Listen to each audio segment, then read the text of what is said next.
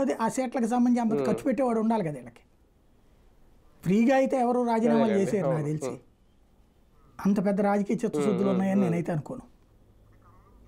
అంటే ఒరిస్సాలో జరుగుతున్నది ఇప్పుడు కమలంకి తన చేతిలో స్ట్రాంగ్ ఉన్నప్పుడు గేమ్ తనే ఆడుద్ది. ఇప్పుడు వేరే వాళ్ళ భుజం మీద నుంచి కాల్చాలి. ఇప్పుడు ఒరిస్సాలో ఉంది, కమలం అధికారంలోకి వచ్చింది, ఏం చేస్తున్నారు? బిజు జనతా దళకు సంబంధించిన వాళ్ళు ఒక్కొక్కళ్ళ చేత రాజీనామా చేపిస్తున్నారు.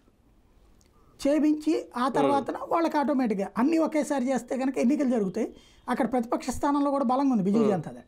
కాబట్టి ఒక నలుగురితో చేయించారనుకోండి, 2 అటు 2 ఇటు వస్తాయి సీట్లు. అందుకని అక్కడ చేయించట్లా, ఒకళ్ళనే చేపిస్తున్నారు. ఒకళ్ళని చేయించినప్పుడు ఒకళ్ళకి నోటిఫికేషన్ వచ్చినప్పుడు ఆ ఓట్లని ఎక్కువ మెజార్టీ ఎవరుకుంటే వాళ్ళకే వస్తాయి, అప్పుడు అధికారంలో ఉన్న వాళ్ళకే వస్తాయి. అట్లా 1 by 1 చేయించే గేమ్ ఆడుతోంది. అంటే బాబు గారి భుజం మీద తుపాకీ పెట్టి వైసీపీని అదే అట్లా చెయ్యాలి అంటే బాబు గారు ఒప్పుకుని ఆయన త్యాగం చేయడానికి సిద్ధపడ్డాం. ఆయన నా వాటా ఏంటని అడుగుతారు కదా. ఇప్పుడు బీజేపీలో అందరితో రాజీనామాలు ఇంకా 8 మంది ఉన్నారు.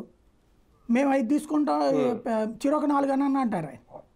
లేదా మీరు 5 తీసుకో, మీరు 3 తీసుకుని నాకు 5 ఇవ్వండి అని అడుగుతాడు ఆయన. వదిలే రకమేం కాదు, పొలిటికల్ బార్గెనింగ్ బాగా తెలిసిన.